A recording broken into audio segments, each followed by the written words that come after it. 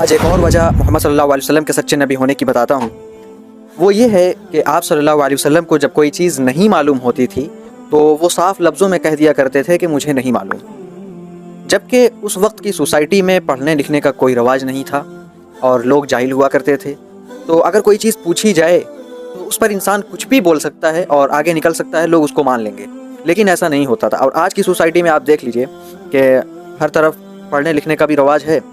پھر بھی اگر انسان کو کوئی چیز نہیں معلوم ہوتی ہے اور اس سے پوچھا جاتا ہے تو اس کو گھما پھرا کے کسی طرح سے اس پر اپنی بات رکھ دیتا ہے، اور یہ اس وقت ہوتا ہے جب کہ معلوم ہے کہ پڑھنے لکھنے کا رواج ہے، باتیں پکڑی جا سکتی ہیں، لیکن پھر بھی اپنے انداز میں انسان کسی طرح گھما کے بات نکال لے جاتا ہے۔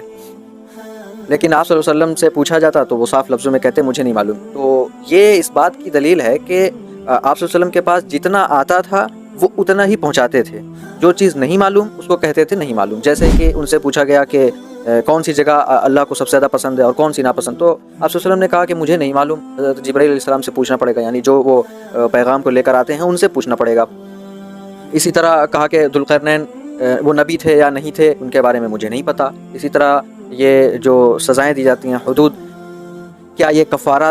کفارہ ہیں یا نہیں ہیں، ان کے بارے میں کہا کہ مجھے نہیں معلوم۔ تو جو باتیں اس وقت ان کو نہیں معلوم ہوتی تھی وہ صاف لفظوں میں کہتے نہیں، جبکہ اگر کہنا چاہتے کہ ہاں ایسا ہے یا ویسا ہے یا ویسا، تو لوگ مان لیتے، کیونکہ وہ خود پڑھے لکھے نہیں تھے، ان کو جو بھی بتایا جاتا ان کو ماننا پڑتا، لیکن ایسا نہیں ہوا۔ تو یہ دلیل ہے کہ انسان خود اپنی آج کے دور میں اس کو ایک طرح سے اگر ہماری سوسائٹی میں دیکھا جائے کوئی چیز ہمیں نہیں معلوم ہوتی ہے تو انسان اپنے آپ کی انسلٹ محسوس کرتا ہے۔ تو اس زمانے میں وہ بھی محسوس کر سکتے تھے، لیکن کوئی بات تھی ہی نہیں ہے۔ بات یہ تھی کہ جو پیغام ہے ہمیں اتنا ہی پہنچانا ہے۔